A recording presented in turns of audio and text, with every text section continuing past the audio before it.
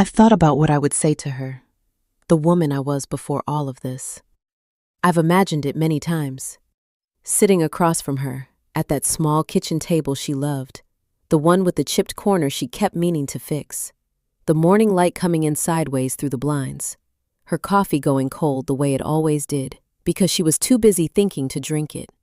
I've imagined leaning forward and saying, "Stop. Look at what is in front of you."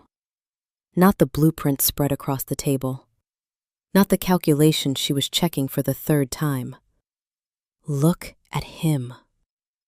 But I've decided I wouldn't say anything at all, because she needed to find out the way she found out. She needed the drawer that was half an inch less closed than she had left it. She needed the voicemail she was never meant to hear. She needed the silence in a room that had always been full of sound. She needed every single one of those things to become who I am now. And even if I had warned her, even if I had sat across from her in that morning light and told her exactly what was coming, I think she would have smiled at me with that quiet, patient smile she had perfected over 17 years of marriage, and said, "You don't understand him the way I do." She would have been right. She didn't understand him at all. The following is a work of fiction. All characters, names, events, and places are entirely invented. Any resemblance to real persons, living or dead, or actual events is purely coincidental. Her name was Mara Voss. She was 44 years old, and she was, by every external measure, a woman who had made it. She had a husband who kissed her on the cheek every morning before she left for the office. She had a daughter in her second year of university who called every Sunday without being asked. She had a position at Ellison Crane Associates that she had not been given, but had built, stone by stone, over the better part of 2 decades. In an industry that had spent the first 10 years of her career explaining, in various polished and collegial ways, that she was welcome to contribute, as long as she did not expect to be seen doing it. She had learned to expect nothing, and she had gotten everything anyway. That was what she believed. She had one habit that no one at the office understood. At the end of every working day, before she shut down her computer, she saved a copy of whatever she was working on to a small external drive she kept in the inner pocket of her coat. Not to the firm's cloud server, not to her personal laptop at home, to a physical drive the size of a thumb, brushed silver, that she had bought herself 9 years ago for no reason she could have named at the time. She did it automatically, the way someone checks a lock twice without being afraid of anything specific. A reflex. A private ritual without a stated purpose. It would save her life. But she didn't know that yet. On the morning this story begins, Mara was at her desk by 7:15, 2 hours before anyone else arrived, which was her preference. She liked the office before it filled up. She liked the particular quality of that early silence, the hum of the ventilation system, the city beginning to move 18 floors below, the glass walls catching the first gray light of a January morning and holding it. She liked being the one who was already there when the day started. She was working on the Halverson proposal, the commission that, if won, would be the largest in Ellison Crane's history and the defining project of the firm's next decade. 42 stories, a mixed-use tower in the financial district, sustainable design integrated into the structural skeleton rather than applied to the surface as an afterthought. It was her concept. She had developed it across 11 months of nights and weekends, sketched it first on paper at the kitchen table, brought it into the software, revised it 47 times by her own count, argued for it in 3 separate internal presentations before the senior partners agreed it was worth pursuing. Her husband had been there for all of it. Daniel Voss, 47. Also an architect, also at Ellison Crane, though in a different division, commercial interiors. A quieter corner of the firm's work. Competent, but unspectacular. He had sat with her through the late nights. He had brought her tea when the coffee stopped helping. He had listened to her think out loud for months, asking the right questions, making small suggestions that she had incorporated and improved upon. Being, as he had always been, the most supportive person in any room she occupied. She had believed that to be love. She was checking the load calculations on the 41st floor when the phone on her desk rang. It was Genevieve from the front desk, calling from downstairs. "Mara, Oliver Crane wants to see you. Right now, if you have a minute." Oliver Crane was one of the two founding partners. He was 71 years old and had the particular manner of a man who had spent his entire career being the most important person in every room, and who found that status not exciting, but simply factual. He did not raise his voice. He did not need to. Mara saved her work to the server, and then, automatically, to the small silver drive in her coat pocket, and went upstairs. Oliver's office occupied the corner of the 19th floor. Floor-to-ceiling windows on two sides. A drafting table he no longer used but kept because it had been there since the beginning. A desk of pale ash wood, always clear except for whatever he was currently reading. He was standing when she came in, which was unusual, and he did not gesture for her to sit. "I wanted to tell you myself," he said. "We've decided to move forward with the Halverson proposal." Mara felt the particular warmth she always suppressed when something went right. The warmth she had learned not to show because she had found early in her career that other people interpreted a woman's open pleasure in her own success as something faintly embarrassing.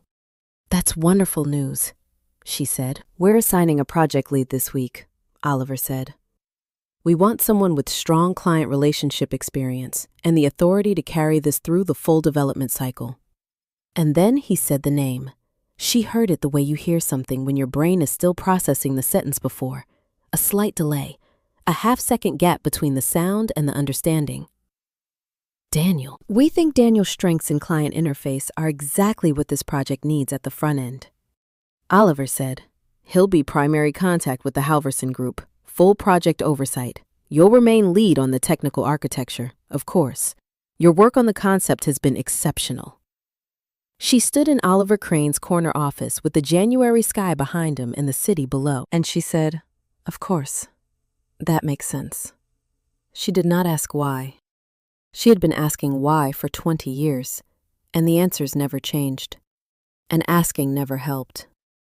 What she did not know, what she could not have known standing in that office, was that Daniel had requested the assignment. That he had met privately with both partners 3 times in the preceding month, that he had brought materials to those meetings. Specific materials. Documents about the Halverson concept that contained her thinking, her language, her calculations. Documents that were formatted slightly differently than her originals. Documents that position the concept as a collaborative development rather than a single authorship. She didn't know any of that yet. She walked back downstairs, sat at her desk, and stared at the 41st floor calculations on her screen. The ventilation system hummed. The city moved below. She picked up her coffee, found it cold, and drank it anyway. That was the first moment. She didn't recognize it as such. She filed it in the place she had always filed these moments, the deep, quiet cabinet where she kept all the things she had decided not to feel because feeling them would cost her more than she was willing to spend. She had been filing things in that cabinet for a long time. She went back to work. Daniel arrived at 8:45, which was his usual time, 15 minutes before the official workday began. He brought coffee from the place on the corner, 2 cups, the way he always did, and he set hers on her desk without interrupting what she was doing. "Heard you had a meeting with Oliver this morning," he said. "Yes." She didn't look up. "They're moving forward with Halverson." "That's great news." He paused. She could feel him deciding something. "Did he tell you about the project lead?" "He told me." Another pause. "I wanted to tell you myself, actually. It just happened faster than I expected." She looked up then. He was standing by his own desk. They shared a large open studio space with the rest of the senior associates, and he was watching her with an expression she had always interpreted as attentiveness, that careful quality of attention he had, the way he listened. "It makes sense," she said. "Your relationships with the Halverson Group are stronger."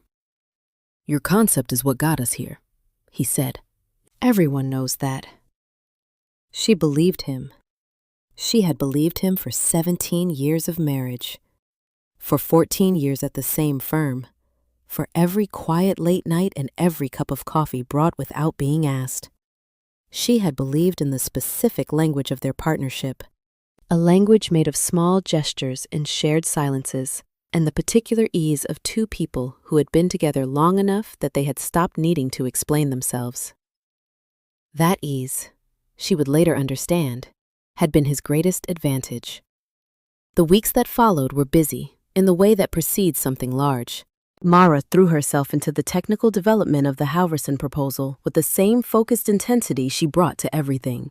And she noticed, or almost noticed, or began to notice, and then stopped, a series of small things that she did not yet have a framework for.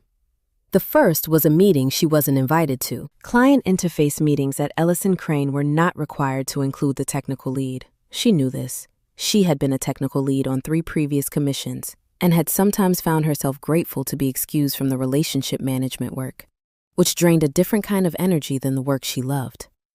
But the Halverson concept had been hers from the first line on paper. And when she saw the calendar invitation Daniel, the 2 Halverson principals, and Oliver, she felt something move through her that she didn't name. She mentioned it to Daniel that evening. It was a preliminary conversation, he said. They were in the kitchen. He was making dinner, which he did well, and the apartment smelled of garlic and olive oil. Scope and timeline. Nothing technical. I didn't want to drag you in for 2 hours of scheduling logistics. I wouldn't have minded, she said. I know. He turned and looked at her with that quality of attention. Next one, you'll be there, I promise. She filed it, cabinet. The second small thing was a draft document she found on the firm's shared server 2 weeks later, while she was looking for a previous version of her structural calculations. It was a presentation file labeled Halverson Concept Overview, and it had Daniel's name in the author field. She opened it. The content was correct. The design philosophy, the sustainability integration, the structural approach, all of it was accurate, which meant all of it was hers, and she recognized her own thinking the way you recognize your own handwriting. But the language had been slightly adjusted, smoothed, made more presentable for a client audience, which was a legitimate task for a project lead. The images were her drawings, unlabeled as to origin. The summary at the opening credited the concept to the Ellison Crane design team. The Ellison Crane design team. She stared at that phrase for a moment. Then she closed the file and went back to her calculations. She told herself it was standard practice. The firm's work was the firm's work. Individual attribution was an academic convention, not a professional one. She had known this for years and had made her peace with it, or believed she had. She told herself these things and mostly believed them, but that night, sitting at the kitchen table after dinner while Daniel read in the other room, she opened her laptop and looked at the original files. Her original files, saved in the folder she had been building for 11 months. She looked at the timestamps.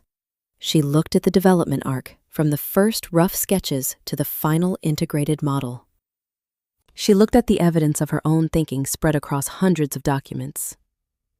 Then she looked at the presentation Daniel had made. She wasn't sure exactly what she was looking for.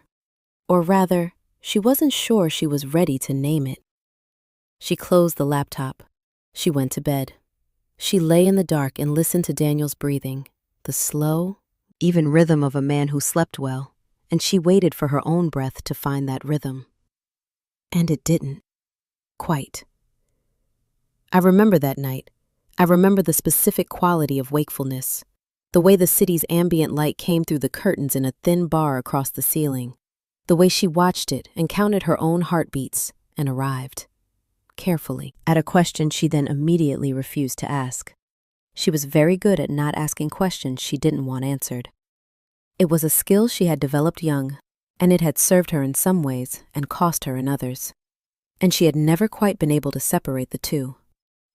The question she was refusing to ask was, how long has this been happening? The next morning, she arrived at the office at 7:15, as always. She made her coffee. She sat at her desk. She opened her work, and then, on an impulse she didn't examine, She went to the archive folder on the firm's server, the one that held all internal documents going back to the firm's founding, and she spent 45 minutes reading every presentation, proposal summary, and client-facing document that had gone out under Daniel's name in the past 5 years. She was looking for the shape of his work, the vocabulary of his thinking, the particular texture of how Daniel Voss communicated ideas on paper. What she found was something she needed more time to understand. His early work, the first years after he joined the firm, before they were together, before he was her husband, had a clear and distinct voice. Methodical, practical, concrete, a little dry, in the way that honest technical writing sometimes is. She knew that voice. She had read those early documents a long time ago, when they first started dating, and she was, in the way of people new to love, curious about the person before she knew him. His more recent work, the presentations and proposals from the last 6 or 7 years, had a different quality, more conceptual, more willing to take risks in language, more interested in the philosophy behind the design, not just the execution. She sat with that observation for a long time. Then she thought about the years that overlapped with those documents. The late nights at the kitchen table, the conversations about her projects, her thinking, her ideas. The questions. He asked good questions, precise questions, the kind that helped her clarify her own thinking, the kind that taught him how she thought. She closed the archive folder. She went back to her calculations.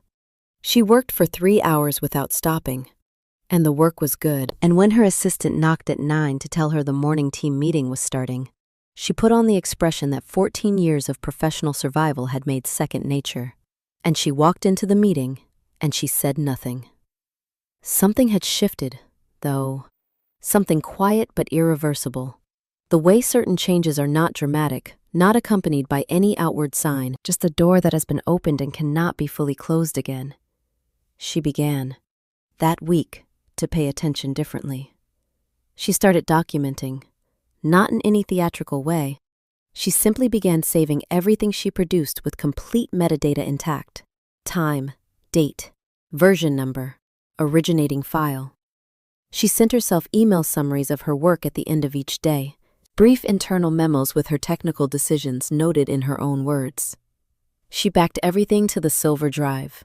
She had always done that last part. Now the first 2 parts were new. She also began watching Daniel at work.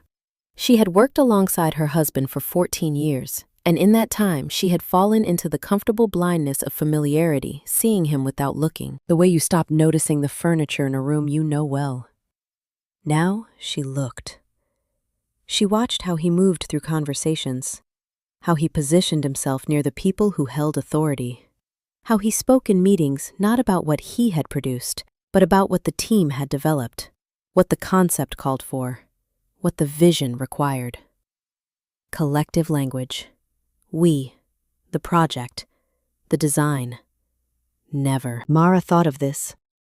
Never this was Mara's approach. He wasn't dishonest about it. That was the precise and terrible thing. He didn't claim her work was his. He simply inhabited a space in which the question of whose work it was became, slowly, irrelevant. He was the face of the concept. He had the relationships. He was in the rooms she wasn't in. And in a professional environment, the person in the room is, functionally, the person who matters. She had known this for 20 years. She had simply never applied the knowledge to her own marriage. The first real conversation happened on a Thursday evening, 6 weeks after the Halverson assignment. They were cleaning up after dinner, a task they divided without discussion because they had divided it the same way for 17 years. And Mara said, without looking up from the dish she was drying, "I'd like to be included in the next Halverson client meeting." "Of course," Daniel said. "Not as a resource, as a lead." A pause. She felt rather than saw him turn toward her. "You are a lead. You're the technical lead. I'd like that to be visible to the clients." The pause this time was different, longer, shaped differently around its edges. "That's a reasonable thing to want," he said. His voice was entirely reasonable. It was one of his great talents, the capacity to sound reasonable while doing something that was not. I'll see what makes sense for the next meeting. I'd like to be there, regardless of what makes sense. She set down the dish. She looked at him. He was looking back at her with the attentive expression. And now, for the first time, she noticed something behind it. Something she had never noticed because she had never been looking for it. It was a calculation, not malice. Nothing so clear or confrontable as malice. A calibration, the kind of rapid internal adjustment a person makes when the variable they were certain of begins to behave differently than expected. She had been a fixed variable in Daniel Voss's professional life for a very long time. She was no longer fixed. "I'll make it work," he said. And he kissed her on the cheek, the way he did every morning before she left for the office, and went to read in the other room. She stood at the kitchen sink for a few moments after he left. The city hummed outside. The dishcloth was damp in her hands. She thought about the presentation file with her drawings in it. She thought about the archived documents with their shifted vocabulary. She thought about the series of meetings she hadn't been in, and the clients who knew Daniel's name but not hers. And the concept that had begun in her notebooks and was now, in the world's understanding of it, primarily associated with the project lead. She thought about the 17 years, the 14 years, the coffee brought without being asked. Then she rinsed her hands, turned off the kitchen light, and went to her study. She sat at her desk and opened a new document. And she began to write down, in careful and precise language, everything she had noticed since the morning she heard Daniel's name from Oliver Crane's mouth. She worked for 2 hours. When she was finished, she read what she had written. It was professional in tone. It was specific. It was entirely free of the word love, or betrayal, or theft. Those were, she had decided, not useful categories yet. Possibly not useful at all. What it contained was evidence. Organized, time-stamped, traceable. She saved it to the silver drive. She did not yet know that there was a second layer to what Daniel was protecting. She did not yet know that the protected secret went back further than the Halverson proposal, further than the shifted vocabulary in the archived documents, further than anything she had begun to map. She did not yet know that the reason Daniel needed her invisible was not only ambition. It was survival. Across the next 2 weeks, Mara began to reconstruct the history she thought she already knew. She went back further in the archive, past the last 5 years, past their marriage, past her own arrival at the firm. She was looking for something she couldn't fully name, following the shape of an intuition that had been forming at the edge of her thinking, like weather coming in from a distance. She found it on a Tuesday afternoon when the office was nearly empty, and the light outside had gone the particular flat gray of late January. It was a project file from 11 years before the Halverson proposal, a competition entry. Ellison Crane had submitted a concept for a civic arts center in the south of the city, a significant commission, the kind of project that announces a firm's ambitions. They had not won. The file was archived quietly among the losses. Mara had been at the firm for 3 years at that point. She remembered the project. She had been a junior associate. She had contributed structural analysis and some early concept sketching, the kind of entry-level work that juniors do, visible to the partners but rarely credited by name in the final document. She read through the old competition file, the concept statement, the design philosophy, the structural rationale. Then she found something that made her stop. In the competition file, there was a folder of internal correspondence emails between the design team from the development period. She had never had reason to look at these before. She read through them now. She was in them. Early drafts of her own structural thinking, quoted in team discussions. The acknowledgement, in those internal emails, that the conceptual direction had originated in her corner of the studio.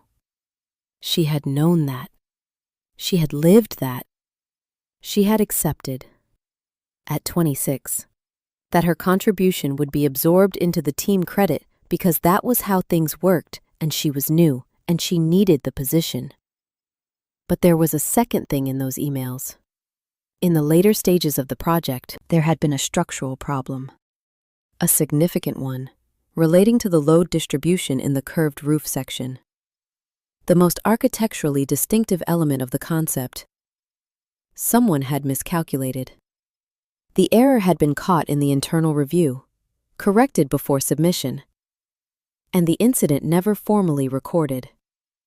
Mara read through the correspondence carefully. The miscalculation had been Daniel's.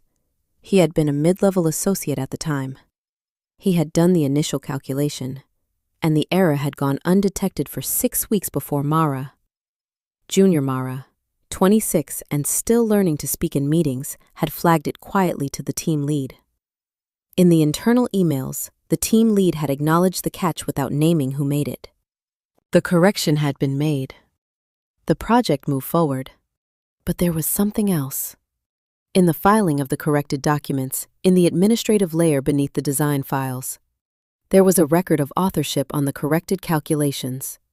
The corrected calculations had been filed under Daniel's name. Not because he had made the correction, because someone had changed the authorship field. Mara sat with this for a long time. She sat with what it meant that she had corrected his error, and that correction had been quietly archived under his name, and that the error itself had never formally been recorded as his. She sat with what it meant that he had been in a position to change that authorship field. She sat with what it meant that he had been carrying this particular piece of protected information for 11 years. Information about a mistake that, had it been formally recorded, would have changed the trajectory of his career. At a firm that held technical rigor as a founding value, she sat with the specific shape of that secret. She understood now what he was protecting. Not just his credit on the Halverson proposal. Not just his position as the face of her concept. He was protecting the entire architecture of his professional identity. An identity that had been, from a critical early point, built on the concealment of a failure and the silent appropriation of her work. She was the secret he was protecting. Not because he valued her, because she was the evidence. As long as she was invisible, as long as her contributions were absorbed into collective credit, and her name was not specifically attached to specific work, the original error remained safely buried. The moment she became individually visible, traceable, credited by name for the work she had actually done, the correction of his error 11 years ago would also become traceable. He had not married her enemy. He had married the one person who could undo him, and he had spent 17 years making sure she would never have reason to look. I want to stop here for a moment and tell you something about what she felt when she understood this. She did not cry. She was not capable of crying in that office, in that particular late afternoon gray light, with the ventilation system humming and the city moving below. What she felt was something much quieter and much more lasting. It was the particular sensation of a structure you have lived inside for a very long time finally becoming visible. The walls, the load-bearing elements, the small invisible decisions that built the shape of the space. She had spent 17 years in a marriage that was, in part, a system of containment. And the cruelest thing about a system of containment, when you finally see it from outside, is how much of it you built yourself. Every time she chose the cabinet, every time she asked a question and accepted an incomplete answer, every time she decided that the feeling she had was not the feeling she thought it was, she had been a collaborator in her own disappearance, not because she wanted to disappear, but because the belief she had carried since before she met Daniel told her that she was already invisible and that this was simply the truth of the world. I do not matter. Even when I give everything, I remain invisible. It was the belief that had made her useful to him. It was also the belief she was about to put down. She closed the archive folder. She sat for another moment with her hands still on the keyboard and the silver drive in her coat pocket and the new document open on her screen. The document she had been building for 2 weeks. The one with dates and versions and the careful professional language of evidence. Then she picked up her phone and called a number she hadn't dialed in 4 years. Her name was Celine Park, and she was a partner at an intellectual property law firm across the city. They had been in graduate school together, They had stayed in touch, the way people stay in touch when they genuinely like each other but are too busy to properly maintain a friendship. The occasional dinner, the occasional text, the reliable sense that the other person was there. Mara had once done Celine a significant professional favor that Celine had never quite stopped feeling she owed. Celine answered on the third ring. "Mara, this is unexpected." "I know. I'm sorry to call without warning. I need to ask you something." "Ask." Mara looked at the archive folder on her screen. If someone can demonstrate that they originated a body of professional work through dated files, internal correspondence, metadata, development records, and that work was subsequently represented to clients and partners without attribution to the originator, what are the legal categories that apply? A silence. "Are we talking about a professional dispute?" Celine said. "Or a personal one?" "Both." Another silence, longer this time. "Come to my office," Celine said. "Not tonight. Tomorrow morning. Bring everything." Mara looked at the silver drive in her pocket. "I have everything," she said. What happened next did not happen quickly. Mara understood, with the same structural clarity she brought to load calculations, that speed was not her friend here. Speed would signal alarm. Signal alarm. And Daniel would have time to adjust, reposition, layer additional cover over what she had found. The 11-year concealment had been built incrementally, one small adjustment at a time. The dismantling of it would have to be the same. She met with Celine 4 times over the following 3 weeks. She brought the silver drive. She brought printed copies. She walked Celine through the development arc of the Halverson concept, the archived documents with their shifted vocabulary, the internal correspondence from 11 years ago, the authorship irregularity in the corrected calculations. Celine was very quiet during these meetings. She asked precise questions, she made notes, she shared with no one. At the end of the 4th meeting, she looked across the desk at Mara and said, "You understand that the strongest version of what you have here is not an intellectual property claim." Mara waited.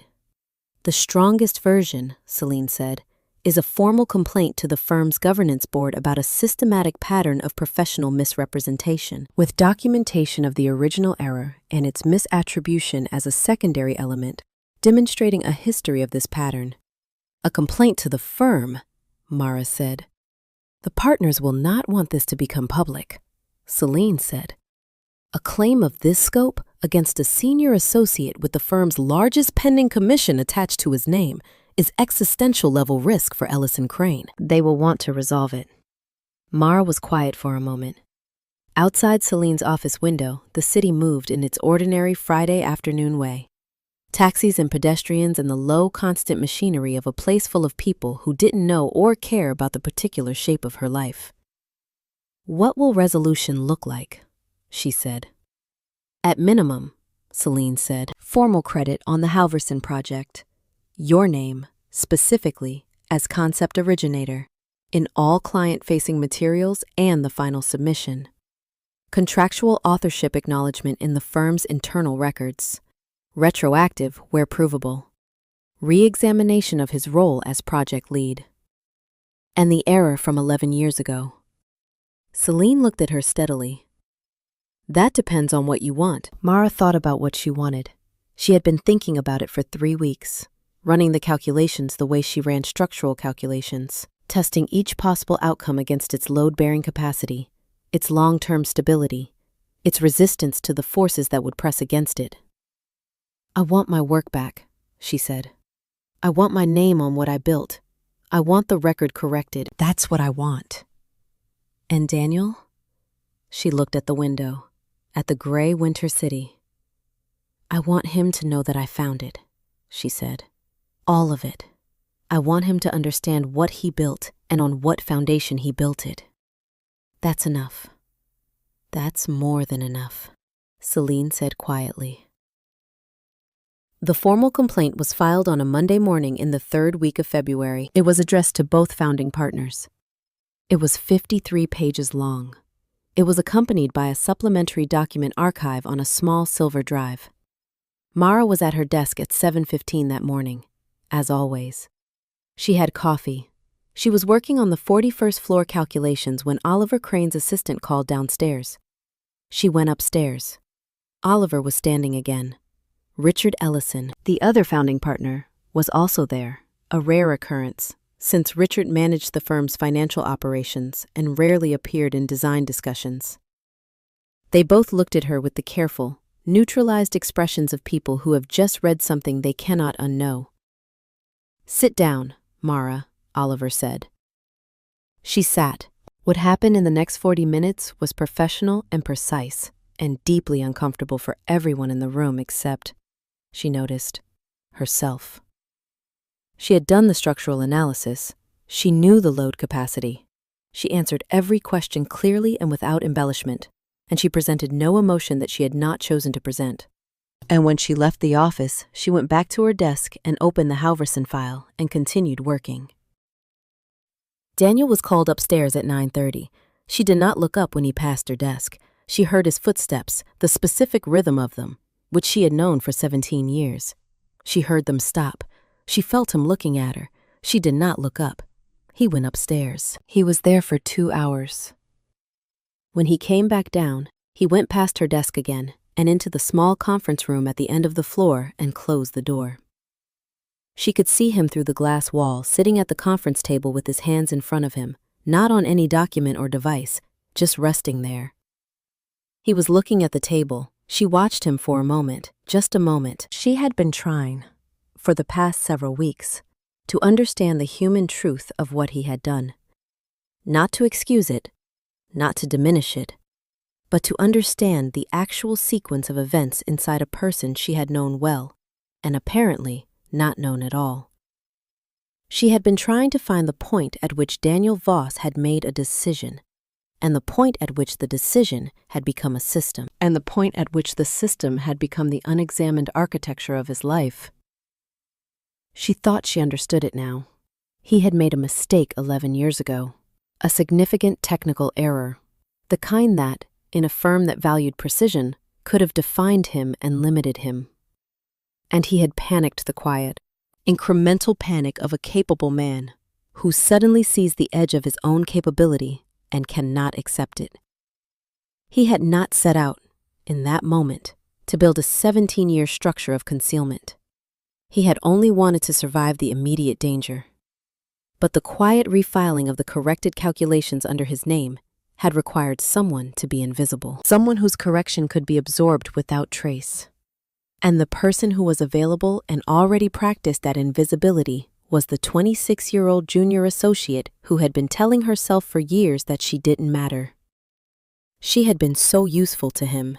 She had been, in that first moment of his panic, a solution. And solutions, once found, are not easily abandoned. She thought about that as she looked at him through the glass wall.